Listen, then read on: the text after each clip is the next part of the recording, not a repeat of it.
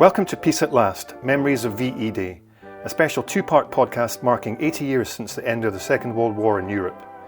I'm Donald Morrison, and in this podcast I speak to women living in Parklands care homes across the north of Scotland who lived and served during the conflict. Their voices have been dimmed by age, but not their spirit. In this episode we meet women who served during the war, including top-secret codebreakers who helped turn the tide of the conflict. Their stories speak of duty and humility and the quiet determination that helped sustain Britain through its darkest days.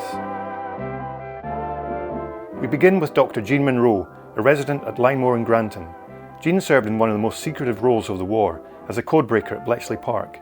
Working in Hut 6, she was part of the team that helped crack the German Enigma machine. Now 101, Jean reflects on a chapter of her life that remained classified for decades. My name is Jean Mary Munro. Jean, can you tell me a little about your early life before the war began? Well, I was at school first, and then university. We were able to stay at the university until the end of the year in which you were 20. And after that, you were called up. And where did you study? Well, I studied in it was London University, but we were evacuated to Cambridge. And tell me, what did you study at university? History.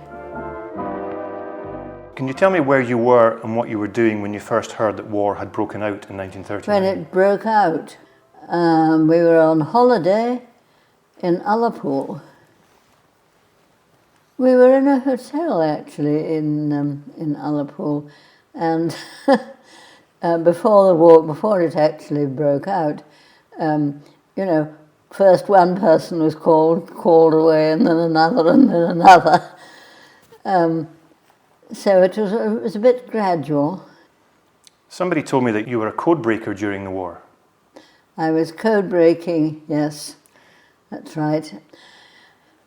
Yes, I was doing something, recording code numbers and things or something, and somebody knew me and decided that they would up me a little bit and put me on to code breaking. Can you tell me where you were stationed? Yes, we were at Bletchley. You were one of the famous Bletchley Park codebreakers. Well, yes. What kind of work were you doing? Oh, testing mostly things that the machines had thrown up as possible stops. And then we put them onto things like typewriters and worked through some of the German. And if we got a known call sign or something, obviously German, that was it. And we passed the setting on to somebody, and they went off and did it. We never saw any of the results at all. Was your work kept secret at the time, even from friends and family? Yes. Oh, absolutely. It wasn't until about 1980, I think, that my parents knew what I was doing.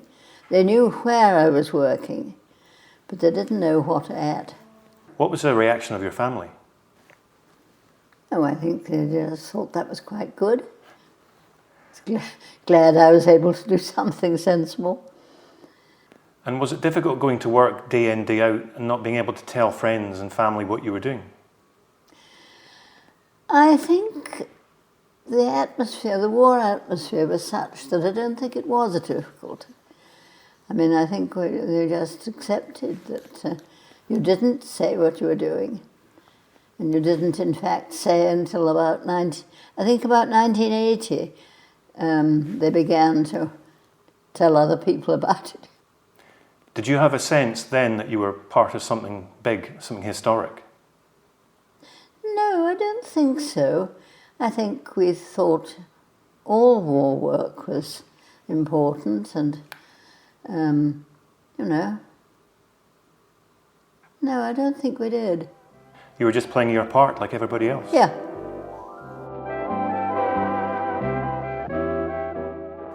How did you first hear the news that the war in Europe was over? I suppose through BBC probably, but I don't actually remember.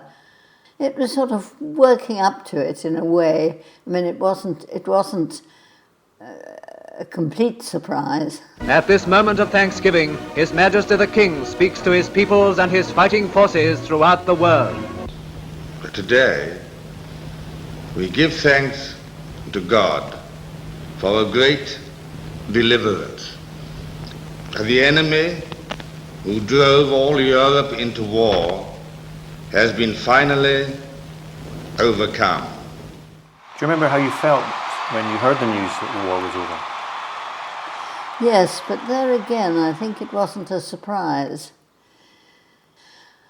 I think we've been working up to it, so I think, There must have been a sense of relief at least. Oh, I think so, yes. Do you remember at the time, with the war behind us, a new government under Attlee, was there a time for hope after the war? Oh, I think so, but not with Attlee, I'm afraid. Did you miss Churchill? Yes, yes. What did Churchill mean to you as somebody living during the war? Oh, a symbol of hope.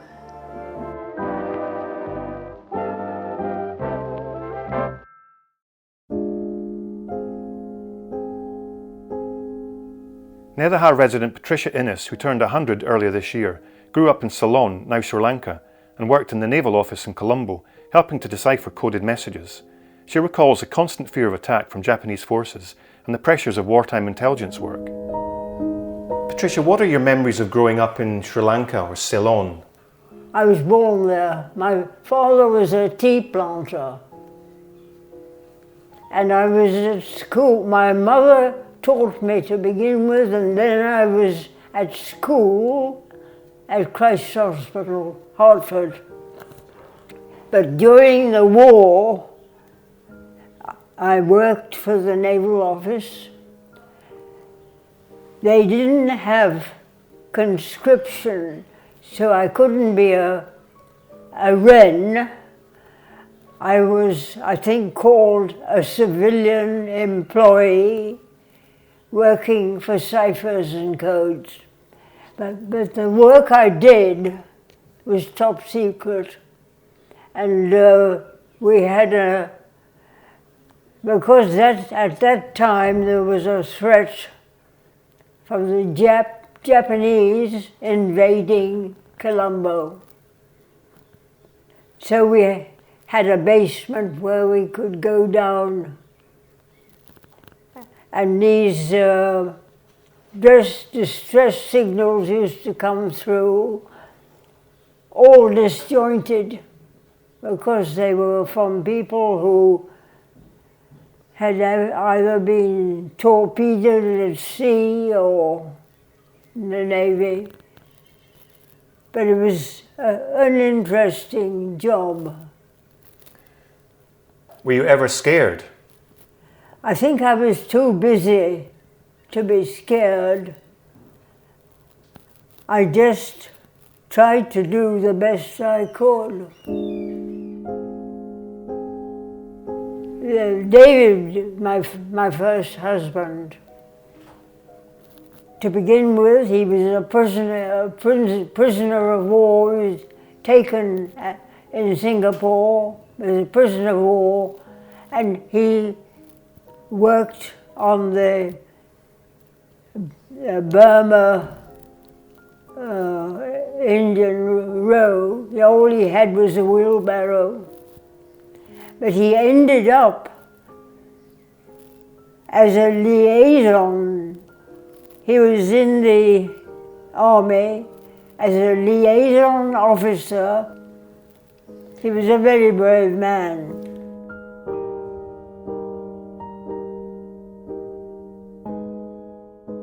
Do you remember hearing the news that the war in Europe was over in 1945? Oh, it came through the Naval Office. Do you remember how you felt when the war came to an end? Oh, obviously relief.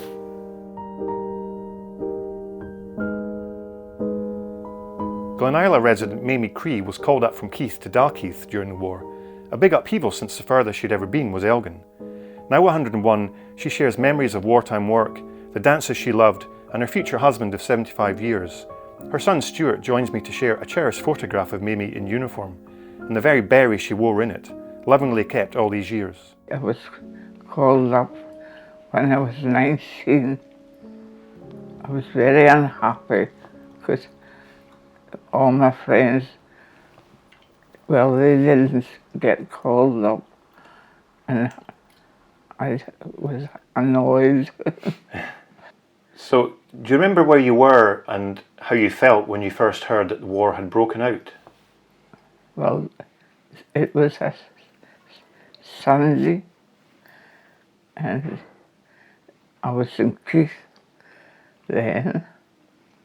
I remember crying because I thought my dad was going to get called up. But it was myself who got called up, not my dad. You had to go to Edinburgh, didn't you? When you got called up, you went to Dalkeith for your training. And tell me about the work you did in Dalkeith. Well, we just got trained, you know. I cried between Keith and Dalkeith. I'm sure. It must have been a scary experience leaving home. Oh, Elgin was as far as I'd be. And so I understand that you worked in the payroll department in Edinburgh. The office. And how did you enjoy that work? I enjoyed it. You were telling me earlier you were lucky because you didn't have to live in military accommodation. Oh, I didn't have. One of the blessings of the war was that you went to Edinburgh and you met your husband. Can you tell me how that came about? Well, we used to go to dances at night, and my husband and I went to this same dance hall. So love at first sight, was it? No, it was a good dance. It was one of the good dances. If my maths is right, you were 21 just a few days before the end of the war. So that must have been a pretty special birthday for you. Oh, aye. It was. Well, for everybody, it was called up. It was special. It was a special birthday. So obviously this year is the 80th anniversary of the end of the war. What do you remember about the celebrations in Princess Street? Oh, aye, they were great.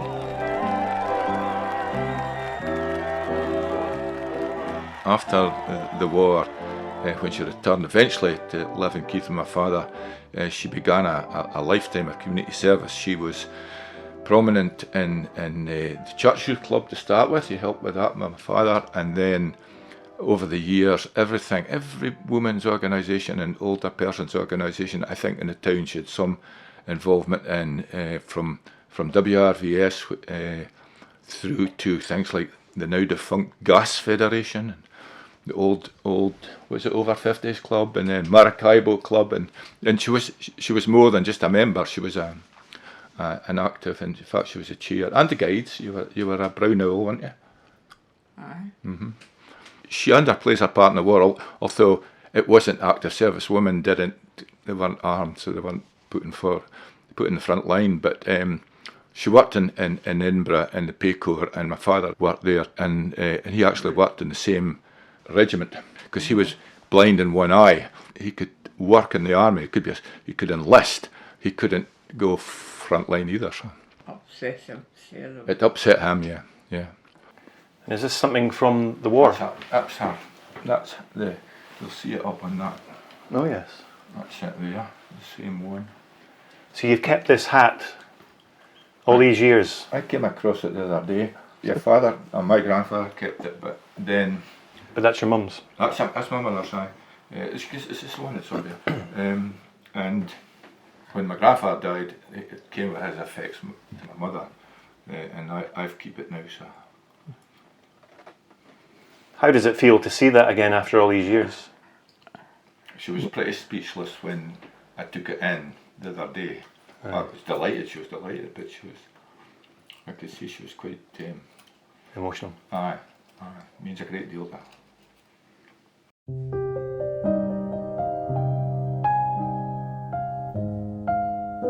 Now let's hear from Lynemore resident Edith McCready. Originally from Battersea in London, she was just 15 when the war broke out.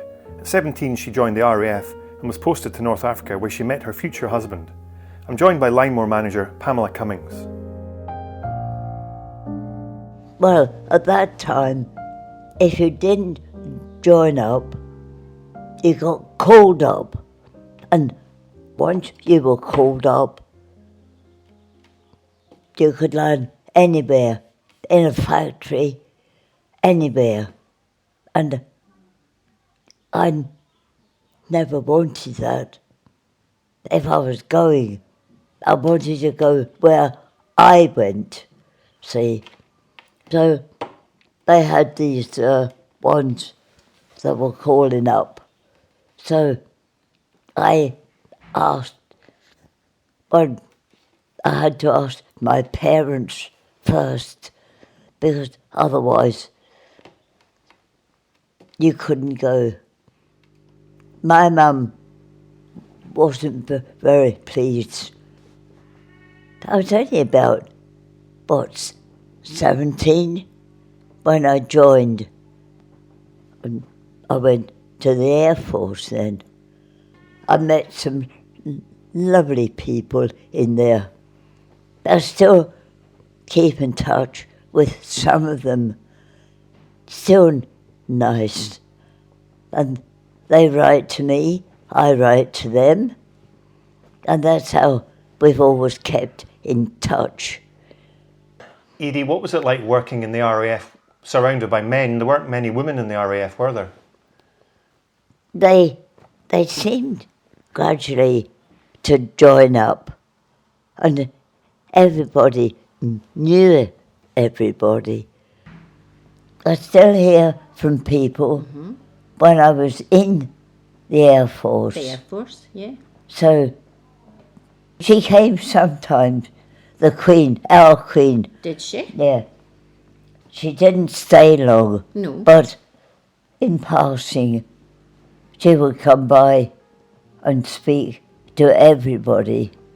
So that was nice, because they spoke to you very nicely. Were you in London when it was bombed? During the Blitz? That's where I was stationed, down there. Was it quite bad? London was terrible. Was it? It was, because my brothers were there as well. We end with a few final reflections from Dr. Jean Munro, a codebreaker at Bletchley Park. I was reading historians say that codebreakers like you helped shorten the war by 2 to 4 years. How does that make you feel? Oh, I'm very glad. In doing so, you helped potentially save tens or hundreds of thousands of lives. I never thought of it that way, but if I think about it now, I think I'm very glad.